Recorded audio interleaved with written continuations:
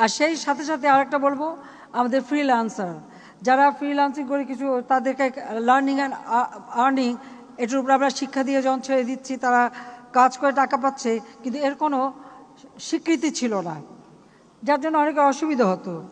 এমনকি বিয়ের ক্ষেত্রেও শ্বশুরবাড়ি জিজ্ঞেস করা হতো জামাই কী চাকরি করে। যতই বোঝানো হোক যে ফ্রিল্যান্সিং মাসে 2-3 লাখ টাকা তো কামাই করে, ওটা মানতে রাজি না। আর ফ্রিল্যান্সিং শুনে ভাবে যে ও তো ফ্রি, ওরে আবার কী দেবো, ওর হাতে মেয়ে দিয়ে কি আমি জলে ভাসিয়ে দেবো। আমার কাছে এরকম তথ্য আসার পর আবার বাচ্চা স্কুলে ভর্তি নিতে গেলে ওই একই প্রশ্ন, আপনার ইনকামটা কি, আপনি কী করে বেতন দেবেন। তো মহা মুশকিল। তারপর আমি জয়কে বললাম যে ফ্রিল্যান্সারদের জন্য একটা ব্যবস্থা করতে হবে, তাদের সার্টিফিকেট এবং তাদের রেজিস্ট্রেশন এবং তাদের তারা এটা একটা জব তারা করে যাচ্ছে, একটা কাজ করে যাচ্ছে,